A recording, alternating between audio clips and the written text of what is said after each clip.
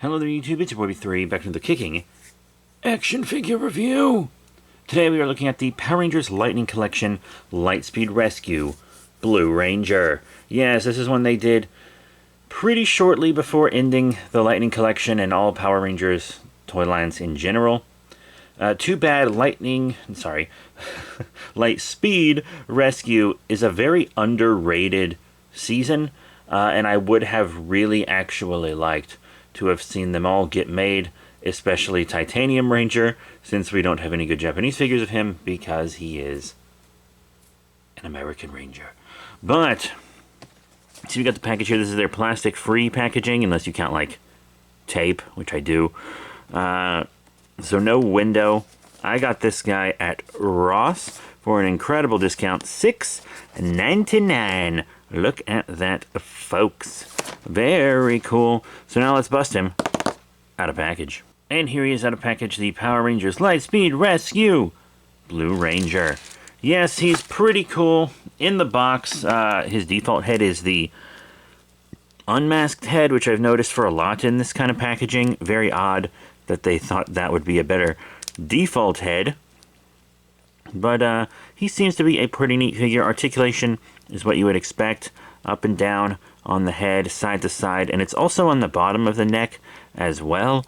But my neck is really stiff on the bottom. But I kind of like that because a lot of the time these necks can get turned around and stuck. So I'm fine with mine being like that. You have the butterfly joint on the arms, up and down, all around, bicep swivel, double elbow bend, rotation on the wrist, forward and back on the wrist. You have a nice torso joint. Mine doesn't turn as far as others, at least not without getting stuck for a sec. So there's like kind of a big space here where you can't pause it. It just skips to the next side. But it is painted all the way up, which is nice.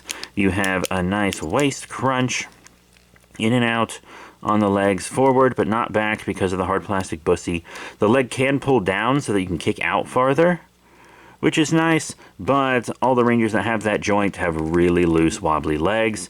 That's just the engineering of it. And then we have a thigh swivel, a double, as in knee bend, boot swivel, up and down on them feeties, ankle pivot, pegals on the bottom of the feet. Pretty cool. Accessory-wise, you see he has two fist hands and a masked head. We also have an unmasked head. Nice kind of smirk on this head. It's not just a neutral expression like so many alternate heads we get in action figures. I actually quite like that. It has a lot of personality to it. It looks almost like The Rock in a way. We get the generic Lightspeed Rescue sword that all the Rangers have, along with a lightning effect. Pretty neat. And we also have the blaster. I feel like these could use a little more paint, maybe. Yeah. But I'll live. And you also have two trigger hands, two holding hands. So no, like, just alternate regular hands. They're just for holding the weapons. And he doesn't have his special weapon either. I can't remember what his special weapon is. I just know all Rangers have them. I haven't seen Lightspeed Rescue in years. Yeah,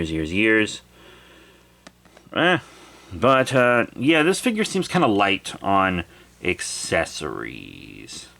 Detail and paint-wise, he seems pretty good, though. As I said, the paint there goes all the way up. There is kind of a white scuff right here, though. What's up with that on his tum-tum? Pretty weird, but he's got some nice sculpted symbols and stuff all over. That one's painted. Clean line work on the mask. Yeah, he's got some pretty clean paint and stuff. It's a pretty simple Ranger design, so kind of hard to mess up, even though they did a little bit. Oh well. Now let's get into everybody's favorite part, size comparisons. First up, here's our Blue Ranger with some other Lightning Collection figures. These are relatively recent reviews for us. Here on the left, we have the red cog from the 2-pack, and on the right, the SPD, sorry. I'm thinking of the A-Squad Ranger, because they have almost the same helmet. The In Space Pink You know what? Since I said it, I actually have her right here. There's A Squad Pink Ranger too.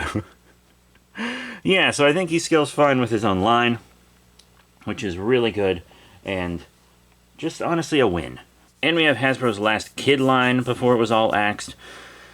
The Dino Fury line, you have Void Knight here on the left and the Cosmic Armor Green Ranger on the right. He is a little big for them, but he scales well with his own line, and that's all that really matters. However, let's see him with a few others, eh?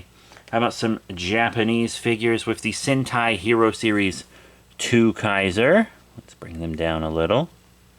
Very nice. And the Poppy Magishine. Now, he's too big for the Poppy, too small for the Sentai Hero Series.